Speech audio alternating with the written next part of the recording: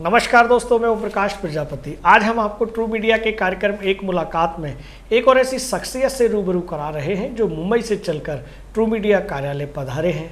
आप हैं धीरेन्द्र प्रजापति उर्फ धीरेन्द्र धर्मा जी।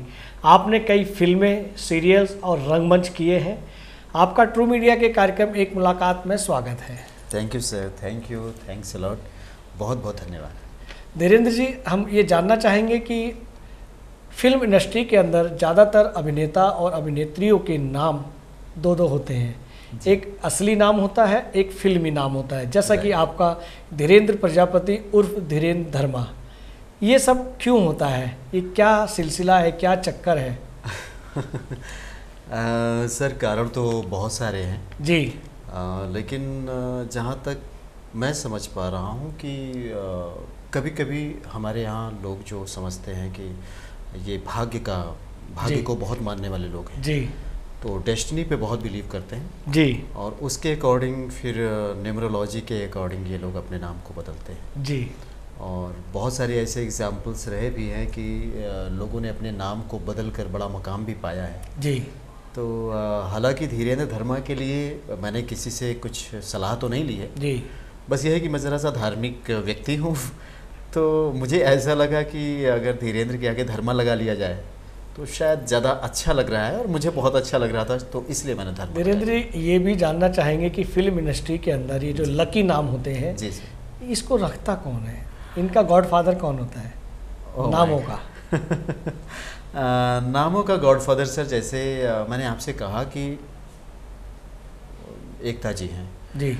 अब एकता कपूर जी की अगर मैं बात करूं तो वो इस पर इतना बिलीव करती हैं कि वो अपने आपको याद होगा कि वो आज के 10 साल 15 साल पहले अपने सारे सीरियल्स केवल के से शुरू करती थी जी। कुमकुम भाग्य, क्योंकि सास भी कभी बहू ओके थी। ओके। तो अब ये पर्टिकुलर कौन रखता है, बहुत सारे लोग हैं हमारे यहाँ, बड़े न्यूमरोलॉजिस्ट हैं, तो उन सभी का जो भी ये कार्य है और उसके अकॉर्डिंग वो बहुत पॉजिटिव रिजल्ट दिया है तो लोगों को ये लगता है कि नहीं यार कर लेना चाहिए। थोड़ा सा एक और बदलाव। प्रश्न यकायक मेरे जहन में आ रहा है सर। कि जैसा आपने एकता जी का नाम लिया, जी। एकता का मतलब होता है जोड़ना, हाँ जुड़ के रहना। जी। एकता जी के जो सीरियल्स होते हैं, जो सिलसिलेवार जो नाटक दिखाए जाते हैं चैनलों पर, राइट। क्या वो जो प्रदर्शित करते हैं, क्या वो एकता से जुड़े हुए होते हैं? सर ये बड़ा, क्या स्टोरी के ऊपर डिपेंड होता है? हाँ स्टोरी के ऊपर डिपेंड होते हैं। चलिए, आपका जवाब भी मैंने ही दे दिया। हम आगे चलते हैं प्रश्नों की ओर। धर्मा जी, क्योंकि हम आपके अभिनय से जुड़े हुए बातचीत कर रहे हैं, इसलिए धर्मा नाम से हम संबोधन कर रहे हैं आपको। धर्मा जी, आपको ये कब एहसास हुआ आपके भीतर कि कोई कलाकार, एक रंगमंच का कलाकार आपके भीतर है जो सीधा पर्दे पर जाकर ही रुकेगा? कब एहसास हुआ आपको? सर मैं जब लगभग 9th क्लास में पढ़ रहा था जी, तो तब से मुझे ये रियलाइज़ हो रहा था कि मेरे अंदर एक बहुत खूबसूरत सा अभिनेता है जी, लेकिन चूँकि घर की स्थितियाँ परिस्थितियाँ और बड़े रिस्ट्रिक्शंस की वजह से मैं शायद इस चीज़ को और ज़्यादा प्योरीफाई नहीं कर पाया था। जी।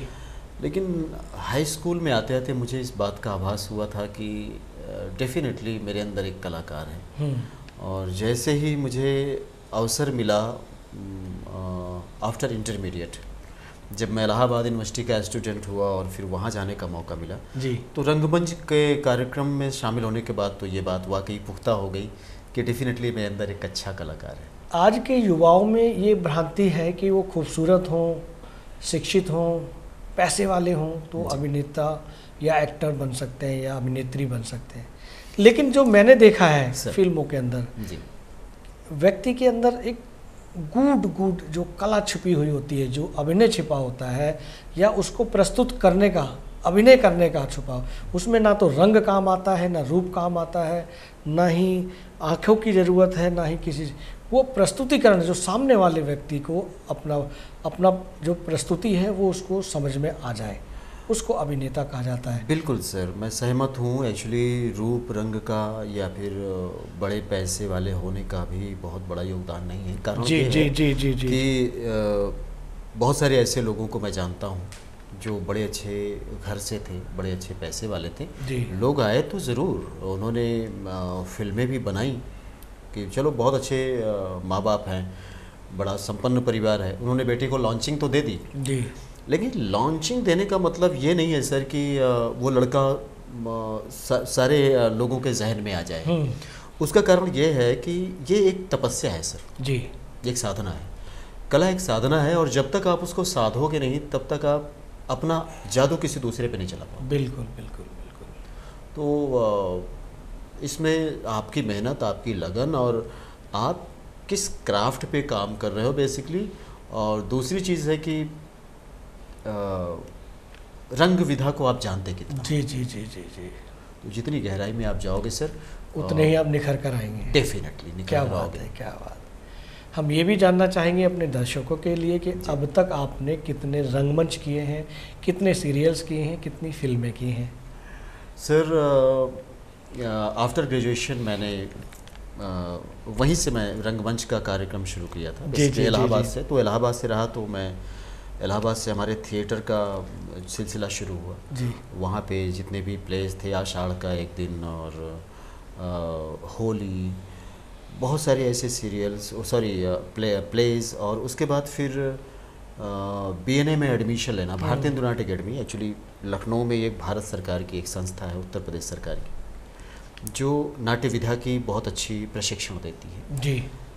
तो विधिवत समझ में चीज़ें वहाँ आई कि नाट्य विधा है क्या, लेकिन मुझे लगता है कि विधिवत नहीं बोल सकता हूँ, एक वे मिला कि एक्चुअली मूड क्या है, इमोशंस क्या हैं, भाव क्या हैं, जो अब तक तस्वीर बना रखी थी जहन में, जी, उसके अपोजिट सब कुछ है। हाँ। तो रियलिटी तो तब समझ में आई जब आपने जब खुद मैंने उसको ज़िंदगी में जब जीना शुरू किया। जी। सच्चाई तो ये है कि ज़िंदगी वाकई इंसान को एक परिपूर्ण अभिनेता बनाती है। जीवन में जब आपके वैसे चीज़ें आनी शुरू हो जाती हैं तो इंसान अपने आप अभिनेता बन जाता है। बिल्कुल सही कह रहे हैं आप। ये प्रत्येक व्यक्ति के जीवन में होता है कि वो अभिनय ही करता है। Yes sir. चाहे वो पिता के रूप में है या बेटे के रूप में है या बेटी के लिए, माँ के, या बिजनेसमैन या मित्र, बिल्कुल सर, जितने भी संबंध हैं, रिश्ते हैं, सभी में वो अभिनय करता है। बिल्कुल सर, बिल्कुल। हम आगे बढ़ना चाहेंगे धीरेन्द्र जी, धर्मा जी। जी सर। अब तक आपने इतने रंगमंच, सीरियल्स और फिल्में किए हैं जी, हालांकि सभी में आपने जिया है। बिल्कुल। लेकिन कोई ऐसा डायलॉग जी जिसने आपके मन को, आपके शरीर को जी झकझोर दिया हो, ऐसा डायलॉग आप हमारे दर्शकों को सुनाएं। Definitely sir. मैं जो मेरा इंस्पिरेशन रहा बेसिकली कि जी जी फिल्मों में काम करने के बाद सीरियल्स में, जैसे एक सीरियल था भाग्य विधाता जी पर आता था ये सीरियल। मुझे लगता है कि ऐसे तो बहुत सारे सीरियल्स रहे जिसमें मैंने बड़े कैमियोज किए जी जी जी जी, लेकिन भाग्य विधाता में काम करने के बाद जो चरित्र को जीने का मज़ा आया वो अद्भुत था। क्योंकि होता है एक कलाकार को जब वो अपने उस चरित्र को जी रहा होता है तो उसको जितना जीवंत कर पाता है उसका एक सेटिस्फैक्शन उसे मिलता है। बिल्कुल बिल्कुल। ऐसे ही मैंने एक फ़िल्म की थी, फिल्म का नाम था लास्ट मैन। लास्ट मैन में जो भूमिका मैंने अदा की थी वो उस भूमिका ने मुझे बहुत एप्रिसिएट किया और बड़ा जीवंत किया मुझे। लेकिन जहाँ तक प्रेरणा की बात आती है सर, तो प्रेरणाओं की मैं बात करूँ तो एक ऐसा शब्द जिसने मुझे अभी तक के सफ़र में बहुत मदद की है, वो शब्द मैं आपसे जी जी जी ऑडियंस को आपके माध्यम से बताना चाहूँगा। जी जी जी। मैंने पहली बार जब सुना उस शब्द को तो मेरे रोंगटे खड़े हो गए थे। वो शब्द था कि कौन कहता है कि आसमां में छेद नहीं हो सकता, वाह ज़रा एक पत्थर तो तबीयत से उछालो यारो। वाह वाह वाह। और इस शब्द ने मुझे बिल्कुल, ये जो कविता है और हमारे एक वरिष्ठ साहित्यकार जी स्वर्गीय डॉक्टर कुंवर विचन जी की कलम से निकली हुई ये रचना है जिसे आपने दोहराया। Thank you sir. और ये बहुत सारे लोगों को बहुत बड़ी मार्गदर्शन बनाया है। बिल्कुल सर, बहुत बड़ी प्रेरणादायी है। और मेरे लिए तो ये ऐसी मुझे मालूम नहीं था उस ज़माने में। जी। ये बात मैं कर रहा हूँ आई थिंक 98 की जी। तो मुझे ये मालूम नहीं था कि इसके रचनाकार कौन है। जी जी जी। लेकिन प्रथम बार जब मैंने सुना और तकरीबन 2 से 3 हज़ार पब्लिक के बीच में ये शब्द जिसने प्रेषित किया था, उसने मुझे छक छोड़ दिया। वाह वाह वाह। और दूसरा एक और कविता है जो मेरे जीवन में आज भी निरंतर प्रेरणा देती है, डॉक्टर हरिवंश राय जी की है। जी जी जी। कि कोशिश करने वालों की हार कभी हार नहीं होते। वाह वाह, ये हमारे युवाओं के लिए एक प्रेरणादायक शब्द है। सर, और एक ही चीज़ है मेरे हिसाब से कि अपने पास जो है वो है हमारी अपनी मेहनत, वाह, हमारी लगन और निरंतरता के साथ उस कार्य को करते रहना, उसमें लगे रहना। बहुत अच्छे, बहुत अच्छे। जब आपने इतने अच्छे शब्दों को, इतनी रचनाओं को अपने दिल में, अपने मन में उतार लिया, तो हम ये भी चाहेंगे कि आपके दिल में, आपके मन में बॉलीवुड के आदर्श कौन हैं? हाँ, मैं अगर कहूँ तो सर थोड़ा सा प्रकाश डालना चाहूँगा। जी जी जी जी। कि जब मेरे उस ज़माने में गांव में हमारे टीवियाँ बहुत कम होती थी जी। 2-4 घरों में टीवी होती थी, ब्लैक एंड वाइट। तो बड़ी चोरी चोरी चुपके चुपके से जा कर के फिल्में देखना। तो अमित जी की फिल्में, अमिताभ साहब की फिल्में काफ़ी आती थी उस वक्त। जी जी जी। तो उनको देख कर के बड़ा अच्छा भी लगता था, और शायद उनको मैंने ज़्यादा देखा, या इसलिए अगर मैं कहूँ तो अगर आइडल के रूप में तो मैं अमित जी को अपना आइडल। क्या बात है, बहुत अच्छे, बहुत अच्छे। उनसे हमारी मुलाकात एक फिल्म थी देव। जी। देव के सेट पर हुई थी मेरी मुलाकात, और मिलने के बाद जो उनके व्यक्तित्व का जादू था सर, उसको जानने के बाद और उनको समझने के बाद ये लगा कि नहीं यार, इनसे बहुत कुछ सीखना चाहिए। वाह। और इस उम्र में भी वो इतने ऊर्जावान हैं, इतना काम कर रहे हैं और इतने डाउन टू अर्थ हैं, तो मुझे लगता है कि सर उससे बड़ी सीख मुझे अभी तक नहीं मिली। बिल्कुल बिल्कुल। आप अमिताभ बच्चन जी को अपना आदर्श मानते हैं जी। उनका कोई डायलॉग जो पसंद है आपको? बिल्कुल मैं बोल सकता हूँ। उनका एक डायलॉग था, दीवार का वो डायलॉग है, मेरे पास गाड़ी है, बंगला है, बैंक बैलेंस है, तुम्हारे पास क्या है? आई ये बड़ा मेरे पास माँ है। तो बहुत अच्छे, बहुत अच्छे। आपने तो उसको अभिनय किया, उसमें जिया आपने। वाह, बहुत अच्छे, बहुत खूब। आपने बहुत अच्छे तरह से प्रस्तुत किया है, सेम अमिताभ जी की तरह। हम आगे बढ़ते हैं धर्मा जी। जी। एक आजकल जो देखा जा रहा है वर्तमान में कि जो बॉलीवुड है उसको कम और टॉलीवुड को अधिक भारतीय दर्शक पसंद कर रहे हैं। भारतीय नहीं, भारत से बाहर के भी दर्शक, क्योंकि टॉलीवुड में बहुत डिजिटलाइज और आध्यात्मिक और सांस्कारिक और प्रैक्टिकली बहुत कुछ बदलाव है। ये ऐसा क्यों हो रहा है? ये चीज़ बॉलीवुड क्यों नहीं दे रहा? हाँ, मैं सहमत हूँ आपसे बिल्कुल, और ये विचार का विषय है, ये विचारणीय विषय है क्योंकि पिछले कई सालों से हम देख रहे हैं तो डेफिनेटली टॉलीवुड हमारे बॉलीवुड पे हावी है सर। उसका रीज़न ये है कि वो डाउन टू अर्थ है। हम जब एक्टिंग करते हैं तो हम एक्टिंग करते हैं और हम अपने आप को बहुत बड़ा सुपरस्टार समझते हैं। हम अपने फैन से भी मिलना पसंद नहीं करते हैं।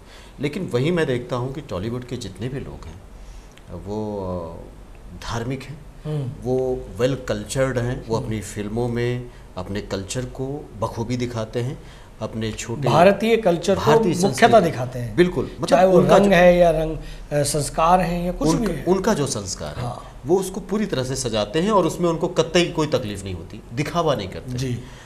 मैंने देखा कि एक बड़ा सुपरस्टार साउथ का अपनी एक फिल्म की कामयाबी के बाद वो बंदा नंगे पैर जा रहा है दर्शन करने के लिए। तो यहाँ हमारे यहाँ थोड़ा सा ईगो है कि मैं ही मैं हूँ।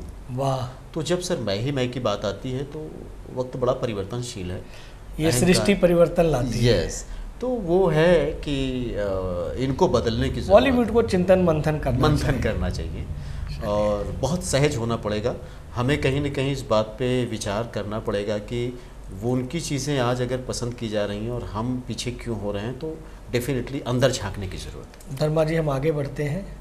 आपकी आगामी फिल्म कौन सी है और उसके विषय में आप हमें बताएं। बिल्कुल सर, थैंक यू। एक बहुत ही खूबसूरत फिल्म सर आपके सामने आ रही है और अक्टूबर में ये पिक्चर रिलीज़ हो रही है। अक्टूबर 2023 में। वाह। ऑल ओवर इंडिया ये थिएट्रिकल रिलीज हो रही है फिल्म। फिल्म का नाम है तंत्रयुद्ध। वाह। और एक मुख्य भूमिका मैंने अदा की है इस फिल्म। वाह, बहुत प्यारी फिल्म है, बहुत ही खूबसूरत आपको फिल्म। अग्रिम शुभकामनाएं। Thank you sir, thank you. Film के बारे में मैं ये कहूँगा कि इस फिल्म को देखने के बाद दर्शक बिल्कुल रोमांचित होंगे। वाह। पूरी तरह से